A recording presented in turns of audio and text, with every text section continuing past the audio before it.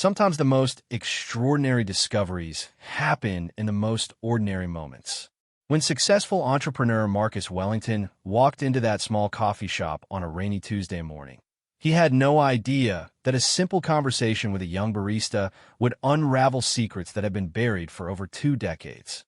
Amara Johnson had always wondered about the distinctive crescent-shaped birthmark on her shoulder, the same mark that would soon connect two strangers from completely different worlds and expose a truth so shocking that it would challenge everything they thought they knew about family, loyalty, and the price of keeping secrets. What started as a chance encounter over a cup of coffee would soon become a journey that would test the bonds of blood, reveal the depths of deception, and prove that sometimes the family you're searching for has been right in front of you all along.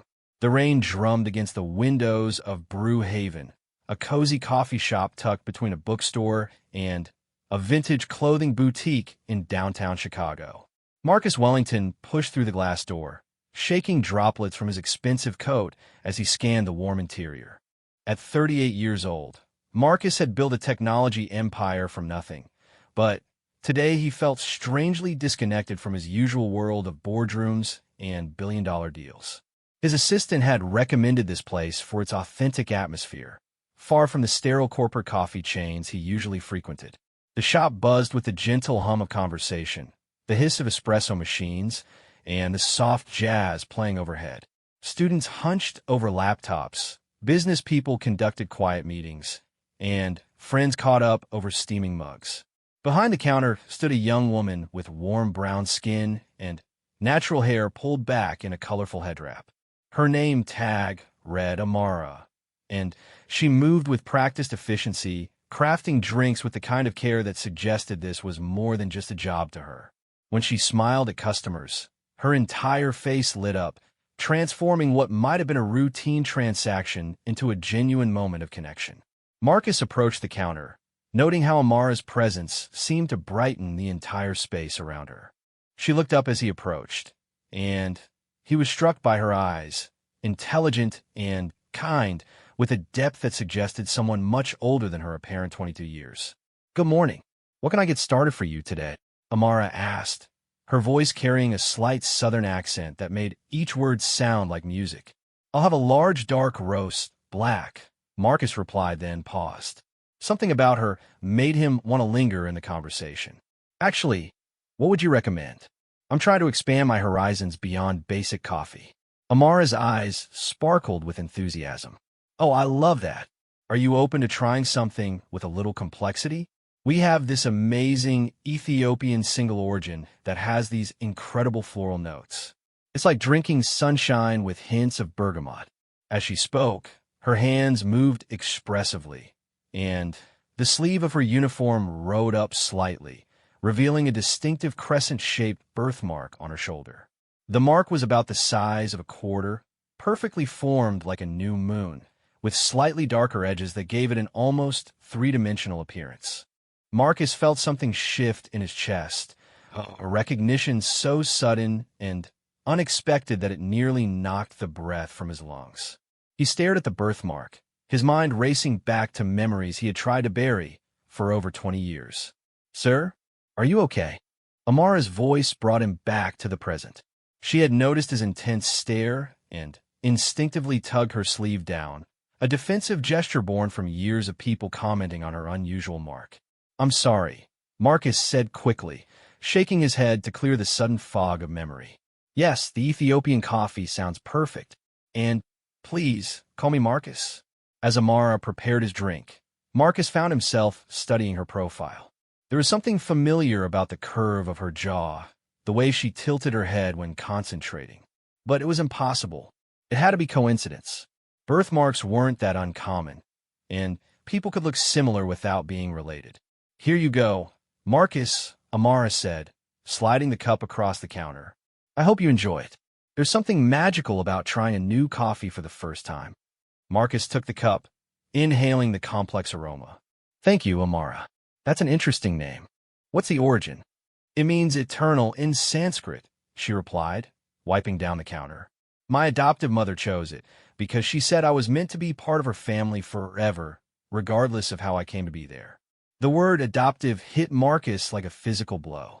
He took a sip of coffee to cover his reaction, but his hand was trembling slightly. You're adopted? Since I was a baby, Amara nodded, seemingly comfortable with sharing this information. I never knew my birth parents. Sometimes I wonder about them, especially when people comment on my birthmark or ask about my family medical history. But my adoptive family has been wonderful. My mom always said that families are built on love, not just biology. Marcus felt the ground shifting beneath his feet. The coffee shop suddenly felt too warm, too crowded. He needed air, needed space to think. But he also needed answers to questions he had been afraid to ask for 23 years. That's a beautiful perspective, he managed to say. How long have you been working here? About 2 years now, Amara replied, glancing around the coffee shop with obvious affection. I'm studying social work at Northwestern, and this place helps pay the bills. Plus, I love the community here. People come in with their stories, their problems, their celebrations. It's like being part of everyone's daily narrative. A line was forming behind Marcus, but he found himself reluctant to leave. There were so many questions burning in his mind, but how could he ask them without sounding like a complete stranger with an unhealthy interest in her personal life? Northwestern is a great school, he said, then made a decision that surprised even him. Listen, this might sound strange, but I'd love to hear more about your studies. I do a lot of work with youth programs and social initiatives. Would you be interested in grabbing dinner sometime? I promise it's not a line. I'm genuinely interested in your perspective on social work. Amara studied his face, clearly trying to gauge his intentions. Something in his expression must have reassured her, because she nodded slowly. That sounds nice, actually. I don't meet many people who are interested in social issues beyond just writing checks. They exchanged phone numbers, and Marcus left the coffee shop with his mind spinning. As he walked to his car, he pulled out his phone and scrolled through his contacts until he found a number he hadn't called in 15 years. Dr. Patricia Hendricks had been his therapist during the darkest period of his life, and if anyone could help him navigate this impossible situation, it would be her. The phone rang 3 times before a familiar voice answered. Marcus? This is unexpected. How are you? Dr. Hendricks, I need to see you. Something's happened. Something I never thought was possible. His voice was tight, with barely controlled emotion. I think I may have found her. Found who, Marcus? My daughter. The daughter I thought was gone forever. That evening, Marcus sat in his penthouse apartment overlooking Lake Michigan, staring at a photograph he kept locked in his bedroom safe. The picture showed a young woman with striking features and warm eyes, holding a newborn baby. The woman in the photo was Rebecca Martinez, and she had been the love of Marcus's life when they were both 22 years old. Rebecca had been a graduate student in social work, passionate about helping children in the foster care system. Marcus had been a young entrepreneur, just starting his first tech company with borrowed money and big dreams. They had planned to marry after graduation, to build a life together filled with love and purpose. But life had other plans. Rebecca had been 6 months pregnant when the accident happened. A drunk driver ran a red light and hit her car head-on as she was coming home from her evening classes. The doctors had fought for hours to save both mother and child, and in the end, they had managed to deliver the baby via emergency cesarean section. Marcus had held his daughter for exactly 17 minutes. She had been so tiny, barely 4 pounds, but her grip on his finger had been surprisingly strong. The nurses had called her a fighter, said she had her father's determination already showing. But Rebecca had developed complications from his surgery, an infection that spread rapidly through her system despite the doctor's best efforts. In her final moments, weak but lucid, she had made Marcus promise something that would haunt him for the rest of his life. She needs a better chance than we can give her, Rebecca had whispered, her voice barely audible over the hum of medical equipment. You're going to build something amazing, Marcus, but right now we have nothing. No money, no stability, no family support. Promise me you'll find her a family who can give her everything. Marcus had wanted to argue, to insist that love was enough, but Rebecca's family had already made their feelings clear. Her parents blamed him for their daughter's pregnancy, claimed that Rebecca would have been home safely if she hadn't been so worried about supporting his pipe dreams. They wanted nothing to do with him or the baby. His own parents had died in a car accident when he was 19, leaving him with no family support system. At 22, he was drowning in debt from his startup attempts, living in a studio apartment he could barely afford, and grieving the loss of the woman he loved. So he had made the promise. He had signed the papers that allowed his daughter to be placed with a family who could provide stability, education, and opportunities. The adoption had been closed at his request. He couldn't bear the thought of watching someone else raise his child from the sidelines. For months afterward, Marcus had thrown himself into his work with desperate intensity. The pain of his loss fueled a drive that eventually built Wellington Technologies into one of the most successful companies in the Midwest. But success had never filled the hole left by Rebecca and their daughter. Now, 23 years later, he stared at the crescent-shaped birthmark visible in the hospital photo of his newborn daughter. The same distinctive mark he had seen on Amara's shoulder that morning. His phone buzzed with a text message from Amara. "Thank you for the coffee recommendation conversation today. Looking forward to discussing social work initiatives over dinner. How about Thursday?" Marcus stared at the message for a long time before responding. "Thursday sounds perfect. I have a feeling we're going to have a lot to talk about." As he set the phone down, Marcus realized that his life was about to change in ways he couldn't even begin to imagine. 23 years of wondering, hoping, and regretting might finally have some resolution. But first, he needed to figure out how to tell a young woman that the man she had just met for coffee might be the father she had never known she had. Outside his window, the city lights twinkled like stars, and Marcus found himself praying to whatever force governed such impossible coincidences that he wouldn't destroy this fragile connection before he had a chance to understand what it truly meant. The rain had stopped, but the storm in Marcus's heart was just beginning. Dr. Patricia Hendricks had been expecting Marcus's call ever since their brief conversation 3 days earlier. When he walked in her office that Wednesday afternoon, she could see the familiar signs of his old anxiety. The slight tremor in his hands, the way his eyes couldn't quite meet hers directly, the rigid set of his shoulders that suggested he was holding himself together through sheer force of will. "You look like you did 20 years ago," Dr. Hendricks observed gently, gesturing for him to take his usual seat by the window. "When you were trying to convince yourself that giving up your daughter was the right decision." Marcus sank into the chair, running his hands through his hair. "Because I'm facing the possibility that it might not have been. Patricia, what if I made the biggest mistake of my life? What if I gave away the one thing that could have made all this success meaningful?" "Tell me about the coffee shop," Dr. Hendricks said, pulling out her notepad. "Start from the beginning." Marcus recounted the encounter in vivid detail. Amara's laugh, her passion for helping others, the way she spoke about her adoptive family with such love and gratitude. But, most importantly, he described the birthmark, pulling out his phone to show Dr. Hendricks the hospital photo he had carried for over 2 decades. "The resemblance is remarkable," Dr. Hendricks admitted, studying the image. "But, Marcus, you know as well as I do that physical similarities don't necessarily indicate biological relationships. What are you planning to do about your suspicions?" "I've hired a private investigator," Marcus admitted. "David Chun.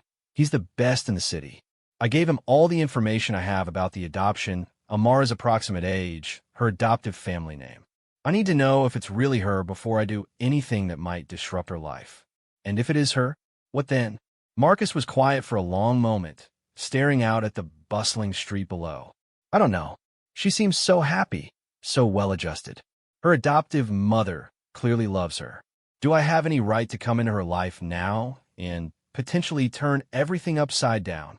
"That's a question only you can answer," Dr. Hendricks replied. "But I think the more important question is, what do you hope to gain from this? Are you looking for absolution for a decision made in grief 23 years ago? Are you hoping to fill a void in your own life? Or are you genuinely concerned about what's best for her?" Meanwhile, across town, David Chun was conducting his own investigation into the life of Amara Johnson. A former FBI agent turned private investigator, David had handled dozens of adoption-related cases over his 15-year career. He understood the delicate nature of such investigations and the importance of discretion. His first stop had been the Cook County Records Office, where he spent hours combing through adoption files from 2002 and 2003. Illinois had relatively strict privacy laws regarding adoption records, but David's connections in the system allowed him to access certain non-identifying information. What he found was intriguing. A female infant, born October 15, 2002, had been placed for adoption through Catholic Charities. The birth mother was listed as deceased due to complications from childbirth, and the birth father had voluntarily relinquished parental rights.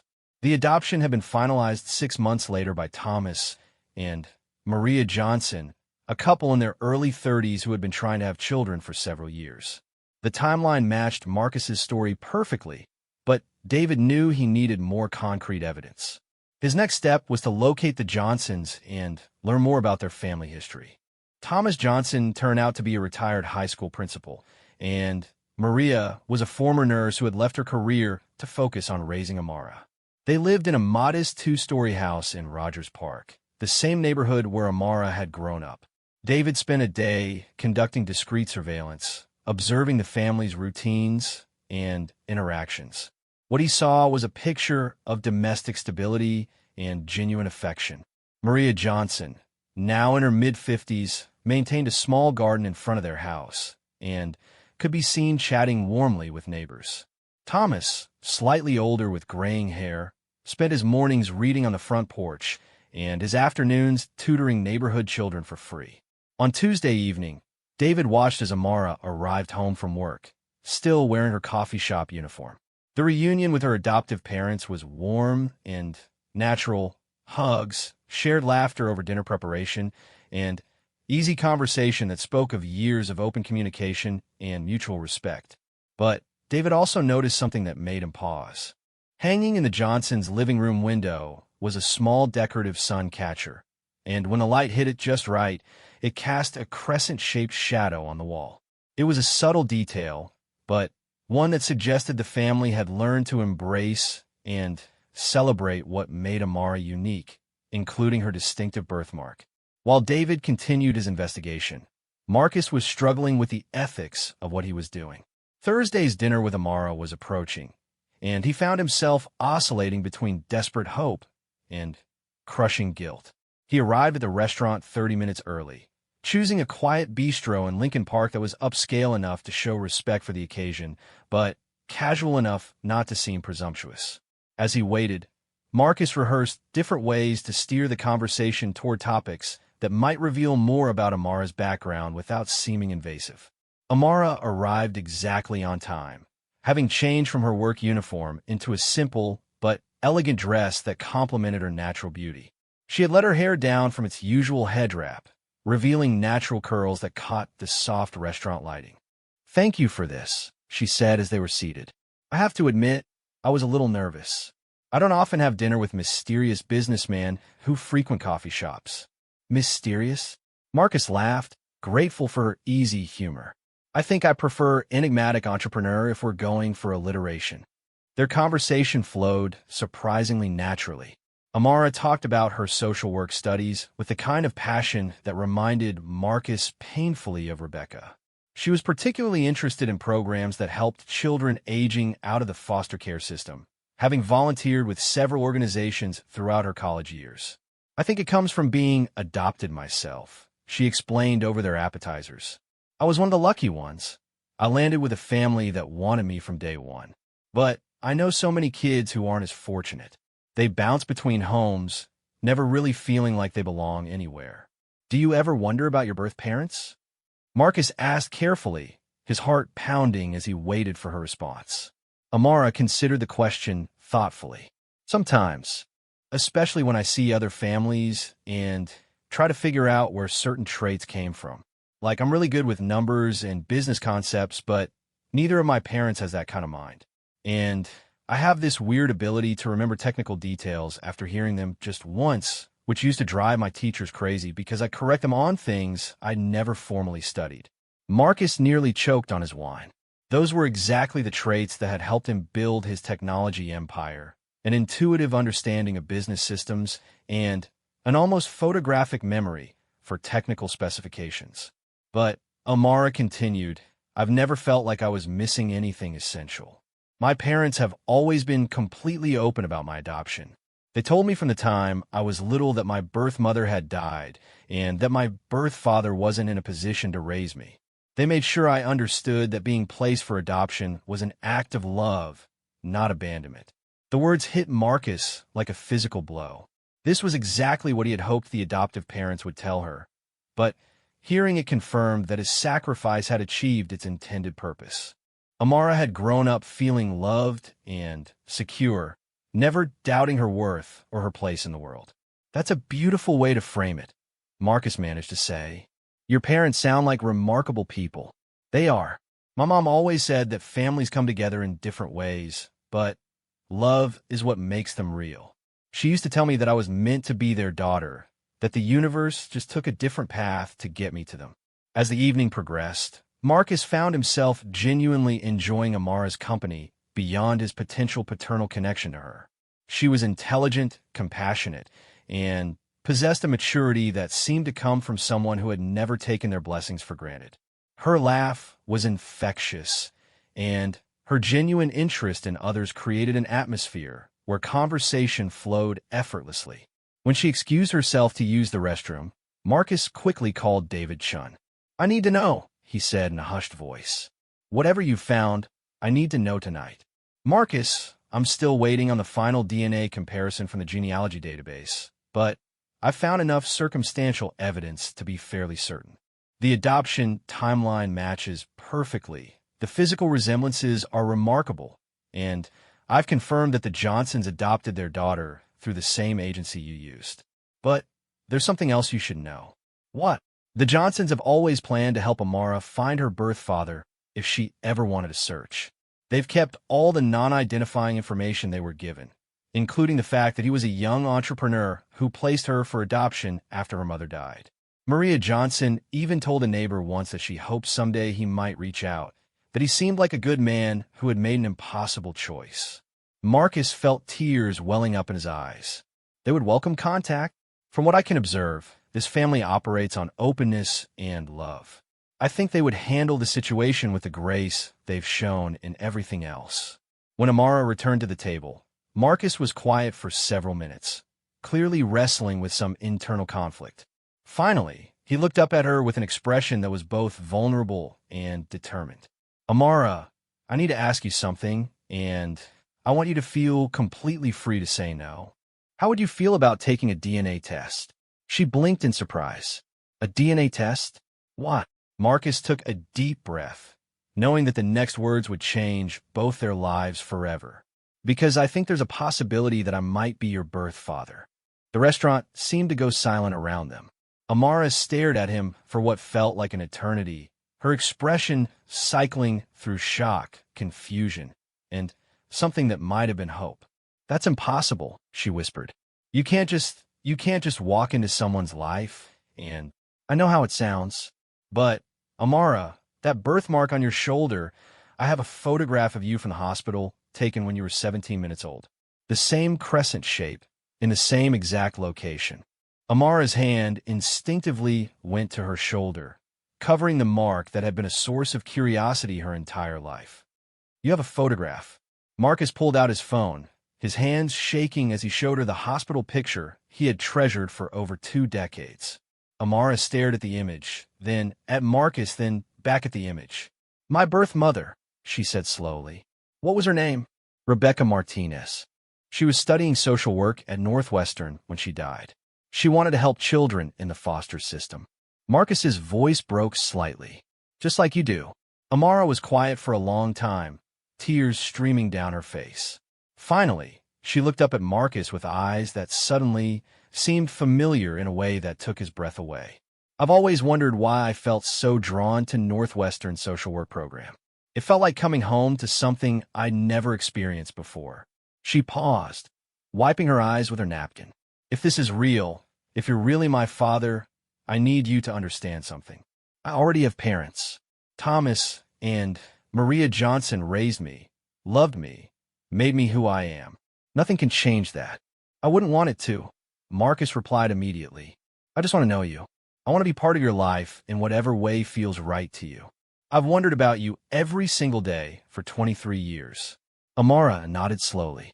Then, yes, let's take the DNA test. But I want my parents to know what's happening. They deserve to be part of this process.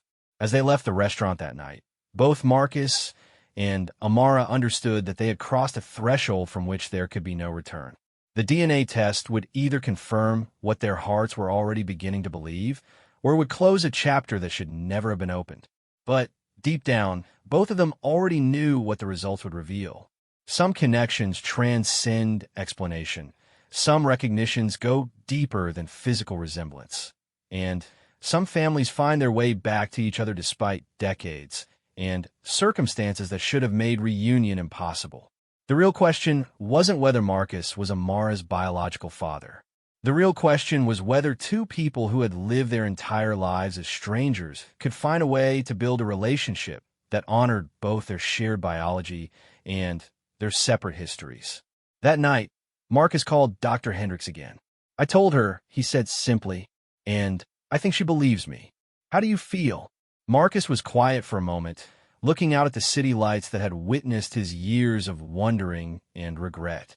Terrified, hopeful, grateful, like I'm about to get a second chance I never thought I deserved.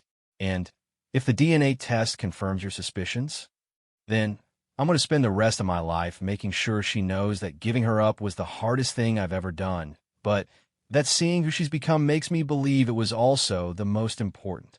Saturday morning dawned crisp and clear, the kind of October day that painted Chicago in brilliant shades of gold and amber. Graceland Cemetery looked peaceful in the early light, its Victorian monuments and mature oak trees creating a landscape that felt more like a park than a burial ground. Marcus arrived first, carrying a bouquet of white roses, Rebecca's favorite flower, and wearing the same navy coat he had worn to her funeral 23 years earlier. He had kept it all these years, unable to explain why until now. Some part of him had always known he would return to this place when he was ready to face what he had lost. Rebecca's grave was in a quiet section beneath a large maple tree whose leaves were just beginning to turn. The simple granite headstone read, Rebecca Maria Martinez, 1980 to 2002, beloved daughter and friend, she lived to serve others. Marcus had chosen those words carefully, wanting to capture the essence of who Rebecca had been rather than just marking the dates of her brief life. He knelt beside the grave, placing the roses gently on the grass. I'm sorry it took me so long to come back, he whispered, but I think you'll understand why when you meet her. 20 minutes later, the Johnson family arrived. Maria and Thomas walked hand in hand, their expressions solemn but peaceful. Amara hung back slightly, clearly nervous about this encounter with her birth mother's memory. Marcus stood as they approached, and Amara stepped forward to read the headstone.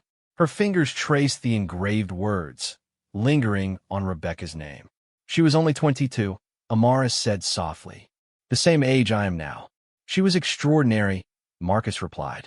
Even at 22, she had this incredible ability to see potential in people that they couldn't see in themselves. She would have been so proud of who you've become.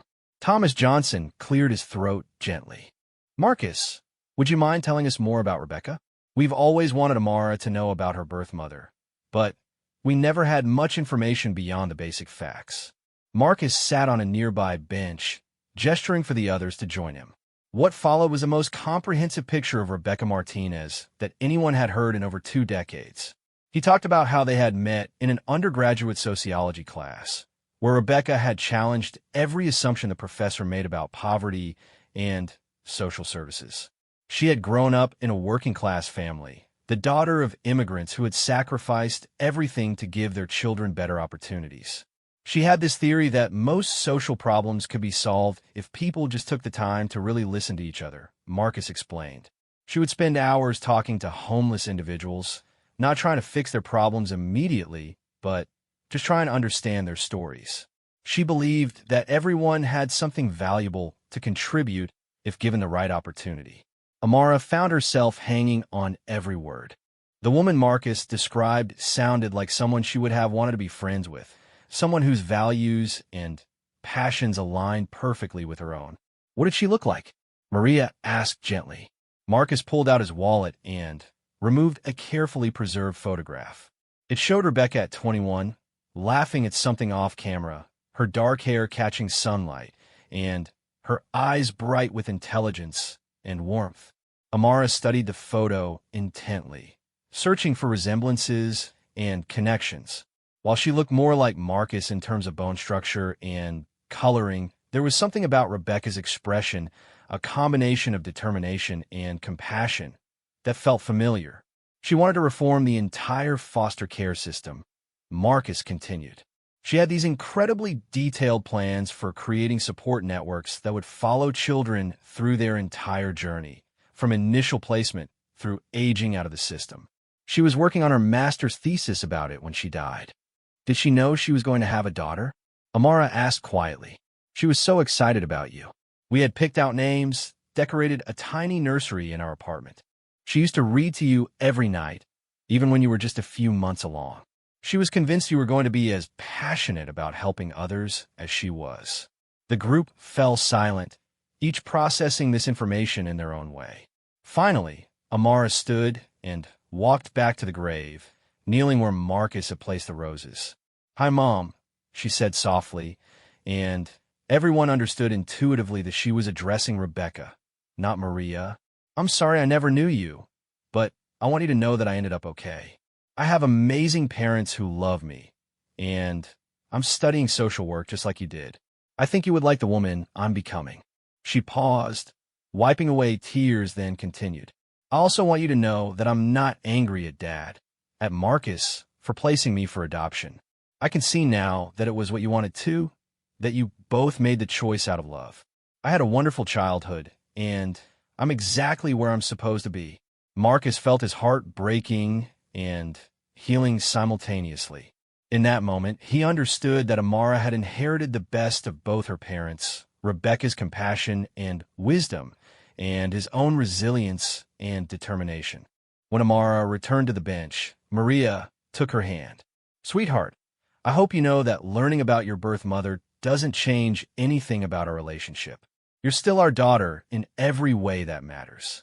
"I know, Mom, but it helps to understand where some of my instincts come from. It makes me feel more complete, knowing that I come from people who care about the same things I care about." Thomas nodded thoughtfully. "It's like filling in missing pieces of a puzzle. The picture was always beautiful, but now we can see the full image." Marcus turned to face the Johnson family, his expression serious but hopeful. "I want you to know that I don't expect anything to change in terms of your family dynamic. You are Amara's parents, and I would never want to interfere with that. But if you're willing, I would love to find a way to be part of her life going forward." "What did you have in mind?" Thomas asked. "I was thinking maybe I could be like an uncle or family friend. Someone who's there for important occasions, who can offer different perspectives or opportunities when appropriate, but who isn't trying to replace anyone or disrupt the family structure you built." Amara looked back and forth between Marcus and her adoptive parents, clearly trying to process how this new relationship might work. "I'd like that," she said finally. "But I think we need to take it slow, figure out what feels natural for all of us." "Absolutely," Marcus agreed. "There's no rush. We have all the time in the world to figure this out." The conversation turned to practical matters, how often they might see each other, what kinds of activities they might share, how to handle holidays and special occasions. It was the kind of detailed planning that families engage in, and the very ordinariness of it felt profound to everyone involved. As they prepared to leave the cemetery, Marcus made a suggestion that surprised even him. "I'd like to establish a scholarship fund in Rebecca's name for students pursuing social work degrees. Something that would help young people who have the passion for helping others, but need financial support to pursue their education." "That's a beautiful idea," Maria said. "Would you want the family to be involved in selecting recipients?" "I was hoping you would be. All of you. Amara, especially. She would know better than anyone what qualities Rebecca would have wanted to support." This practical application of their newfound connection seemed to energize everyone. They spent the drive back to the city discussing ideas for the scholarship program, criteria for selection, and ways to make sure it would have the maximum impact on students who needed support. By the time they reached the Johnsons' house, they had outlined a comprehensive plan for a program that would provide both financial assistance and mentoring support for social work students from disadvantaged backgrounds. It would be administered through Northwestern University, Rebecca's alma mater, and would focus specifically on students interested in child welfare and foster care reform. "I think Rebecca would love this," Amara said as they sat around the Johnsons' dining room table, sketching out details. She always believed that education was the key to creating systemic change.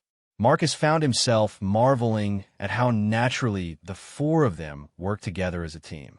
Despite the unusual circumstances that had brought them together, they seemed to complement each other's strengths and perspectives in ways that made their collaborative efforts more effective than any of them could have been individually. As the afternoon wore on, the conversation gradually shifted from business planning to personal stories. The Johnsons shared memories of Amara's childhood, her first day of school, family vacations, academic achievements, and the various ways she had shown her caring nature from a very young age. Marcus contributed what he could about Rebecca's family background and his own childhood experiences, helping Amara understand more about her genetic heritage and the values that had shaped both her birth parents. "I think the most important thing Rebecca ever told me," Marcus said at one point, "was that love isn't something you fall into by accident. It's something you choose to do every single day, even when it's difficult or inconvenient." She said that's what makes families work, the daily choice to keep loving each other no matter what. "That's exactly what we've tried to teach Amara," Thomas said. "That being a family isn't about blood or biology, it's about commitment and care. And now we're all choosing to be family together," Amara added, looking around the table at the three adults who had shaped her life in different but equally important ways. "It's like we're creating something new that honors both the family I was born into and the family I was raised by." As evening approached, Marcus prepared to leave, but not before making plans for the following weekend. They would visit Northwestern University together to meet with the social work department about establishing the Rebecca Martinez Scholarship Fund. After that, they would have dinner at Marcus's apartment, Amara's first visit to her birth father's home. "Are you sure you're ready for this?" Dr. Patricia Hendricks asked Marcus during their session the following Monday. "It sounds like things are moving very quickly." "I think we're all ready," Marcus replied. "There's something about this situation that feels different from what I expected. I thought it would be complicated and awkward, full of competing loyalties and unresolved emotions. Instead, it feels like we're all working toward the same goal. What's best for Amara? And what do you think is best for her?"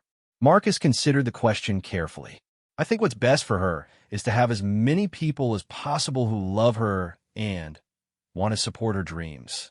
The Johnsons have given her a foundation of security and confidence that I never could have provided when I was 22. Now I can offer her additional opportunities and perspectives that might help her achieve her goals." "You sound like you've made peace with your decision to place her for adoption." "I have. Seeing who she's become, meeting the people who raised her, I can finally see that it was the right choice. Not just the best choice available under difficult circumstances, but genuinely the right choice for her. She got to grow up in a stable, loving home with parents who were ready to be parents. I got the time I needed to build a life that could offer her additional opportunities. And now we all get to be part of each other's future." Dr. Hendricks smiled. "That's a very mature perspective, Marcus. What do you think has changed in you that allows you to see it that way?" "I think meeting Amara helped me realize that I've been carrying guilt about a decision that actually worked out exactly as it should have. I've spent 23 years trying to earn the right to be her father, but I'm realizing now that I already was her father when I made sure she got to the right family. Being a parent isn't just about raising a child day to day. Sometimes it's about making sure your child gets what they need, even if you can't provide it yourself." The insight felt profound to Marcus, a culmination of years of therapy and self-reflection that had finally been crystallized by this unexpected reunion. So what comes next? Dr. Hendricks asked. Next, we build something new together. Not trying to recreate what might have been, but creating something that honors everyone who has been part of Amara's story. I think that's what Rebecca would have wanted, for our daughter to be surrounded by people who love her and want to help her make the world a better place. As Marcus left the therapy session that afternoon, he felt lighter than he had in decades. The weight of regret and guilt that he had carried for so long had been transformed into something else. Gratitude for the opportunity to be part of Amara's future, appreciation for the family who had raised her, and a sense of purpose that went beyond his business success. The birthmark that had revealed their connection had done more than just prove their biological relationship. It had opened the door to healing wounds that had shaped both their lives for over 2 decades, and to building a new kind of family that honored both love and loss, choice and chance, separation and reunion. 6 months after their first meeting at the DNA testing facility, the Rebecca Martinez Scholarship Fund was officially launched at Northwestern University School of Social Work. The auditorium was packed with students, faculty, and community members who had come to witness what had become much more than a simple scholarship announcement. Amara stood at the podium, wearing a navy dress that had belonged to her birth mother. Marcus had found it among Rebecca's belongings that he had kept in storage for over 2 decades. The coincidence of its perfect fit had left everyone speechless, another small sign that some connections transcend time and circumstance. When I first learned about my birth parents, Amara began, her voice clear and confident. I thought I was just gaining knowledge about my genetic background. I never imagined that I would gain an entire extended family, or that I would discover a legacy of service that had been passed down through both sides of my biological heritage. In the audience, Marcus sat with Thomas and Maria Johnson, the 3 of them having formed an unlikely but genuine friendship over the past months. They had learned to navigate the complex dynamics of their situation with grace and humor, creating a support system that benefited everyone involved, but especially Amara. The scholarship fund had grown beyond anyone's expectations. Marcus had initially planned to endow it with enough money to support 2 students per year, but as word spread about Rebecca's story and the unusual circumstances of the fund's creation, additional donors had stepped forward. The program now supported 12 students annually, with a waiting list that suggested its impact would continue growing. But the financial support was only part of what made the program special. Each scholarship recipient was paired with a mentor from the extended network that had formed around Amara's story: social workers, child welfare advocates, and community leaders who were committed to supporting the next generation of professionals. My birth mother, Rebecca Martinez, believed that every person has the potential to make a positive difference in the world, Amara continued. She died before she could fully realize her own dreams of reforming systems that fail vulnerable children, but her vision lives on through this scholarship and through the work of everyone who has been inspired by her story. The first recipient of the scholarship was a young man named David Chun, coincidentally sharing a name with a private investigator who had helped confirm Marcus and Amara's relationship. David had spent his childhood in foster care, aging out of the system at 18 with no family support and limited resources. His essay about wanting to become a social worker so he could prevent other children from experiencing the instability he had known had moved the selection committee to tears. As Amara announced David's name and invited him to the stage, Marcus felt a profound sense of completion. This was what his success had been meant for, not just personal achievement, but creating opportunities for others to build better lives and stronger communities. After the ceremony, the extended family gathered at Marcus's apartment for a celebration dinner. The guest list had grown to include several of Amara's college friends, some of Marcus's business colleagues who had become invested in the scholarship program, and even Dr. Patricia Hendricks, who had helped Marcus navigate the emotional complexities of reunion. "I have an announcement," Amara said as they finished their main course. "I've been accepted to Northwestern's graduate program in social work administration. I'll be specializing in child welfare policy and program development." The table erupted in cheers and congratulations. This had been Amara's dream since learning about Rebecca's similar aspirations, but the acceptance to her birth mother's alma mater felt especially meaningful. "There's more," she continued, grinning at the surprised faces around her. "The scholarship committee has offered me a position as student coordinator for the Rebecca Martinez program. I'll be helping to select future recipients and coordinate the mentoring component." Marcus felt tears welling in his eyes. "Rebecca will be so proud," he said softly. "You're not just following in her footsteps, you're extending her reach in ways she never could have imagined." Thomas raised his glass. "To Amara, who has taught us all that family isn't just about blood or adoption papers, but about choosing to love and support each other in whatever way feels right. To impossible coincidences that turn out to be destiny," Maria added. "To second chances," Marcus contributed. "And to building bridges instead of walls," Amara finished. As the evening progressed, the conversation turned to future plans. Marcus had been working with his business partners to develop a technology platform that would help streamline the foster care system, using his expertise in data management to create better tracking and support systems for children in care.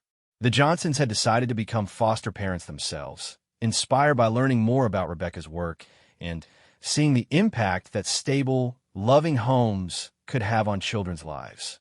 At 55 and 57, they felt ready to take on the challenge of providing temporary care for children who needed it most. "It feels like Rebecca's vision is expanding in directions she never could have predicted," Dr. Hendricks observed. "One young woman's passion for social justice has rippled out to create a network of people committed to systemic change." "That's what happens when you choose love over fear," Amara replied. "When Marcus decided to approach me in that coffee shop, when my parents chose to welcome him into our family instead of seeing him as a threat, when we all decided to honor Rebecca's memory through action instead of just grief, every choice created new possibilities." Later that evening, after the other guests had left, Marcus found himself alone with the Johnson family in his living room. It had become a monthly tradition, these quiet conversations after larger gatherings, a time for the four of them to check in with each other and make sure their unusual family dynamic was working for everyone. "How are you really doing with all this?" Maria asked Amara gently. "Sometimes I worry that you're taking on too much graduate school, the scholarship program, try to maintain relationships with all of us." Amara curled up in her favorite corner of Marcus's couch, looking relaxed and content. "I'm doing better than I ever imagined possible. For the first time in my life, I feel like I understand where I come from and where I'm going. I have you two as my foundation, Marcus as my biological connection and mentor, and Rebecca as my inspiration. It's not too much, it's exactly enough." "What about dating?" Thomas asked with the kind of paternal concern that transcended biological relationships. "Are you making time for your own personal life outside of all these family and professional commitments?" Amara laughed. "Actually, I've been seeing someone. His name is James, and he's a pediatric nurse at Children's Memorial. We met through some of the volunteer work I've been doing with foster children. He understands the importance of the work, and he thinks our whole family situation is amazing rather than complicated. When do we get to meet him?" Marcus asked, his protective instincts fully engaged despite having only known about his daughter's existence for 6 months. "Soon," Amara promised. "I wanted to make sure our family dynamics were stable before adding another person to the mix. But I think we're ready now." The conversation continued late into the evening, covering everything from Amara's thesis research to Marcus's latest business ventures to the Johnsons' plans for their first foster child placement. It was the kind of wide-ranging, comfortable discussion that only happens between people who genuinely care about each other's lives and dreams. As the Johnsons prepared to leave, Maria pulled Marcus aside for a private conversation. "I want you to know something," she said quietly. "Tom and I have talked about this a lot, and we both feel like finding you has been one of the best things that's ever happened to our family. Not just because it's given Amara answers about her background, but because it's brought someone into our lives who loves her as much as we do. Marcus was deeply moved by her words. "Thank you for welcoming me so gracefully. I know it couldn't have been easy." "It wasn't at first," Maria admitted. "I was terrified that you would try to take her away from us, or that she would decide she preferred her real father to the people who raised her. But watching how you've approached this relationship, with such respect for our family and such genuine care for what's best for Amara, I realized my fears were unfounded." "She's lucky to have you as parents," Marcus replied, "and I'm lucky to have you as partners in her life going forward." Over the following months, the extended family continued to evolve and deepen their connections. James, the pediatric nurse, proved to be a perfect addition to their group, bringing his own perspective on child welfare issues and quickly integrating into their various projects and celebrations.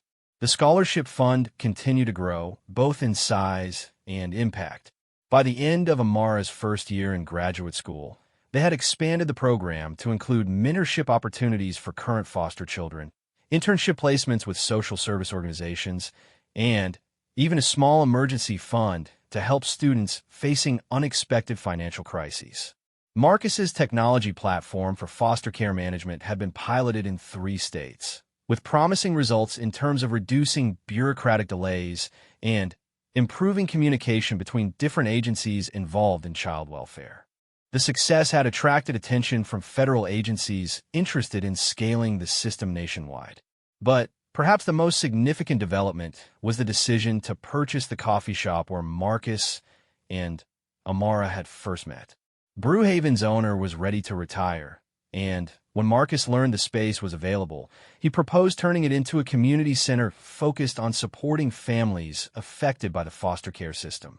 "It feels like coming full circle," Amara explained to a reporter from the Chicago Tribune who was writing a feature story about their family's journey.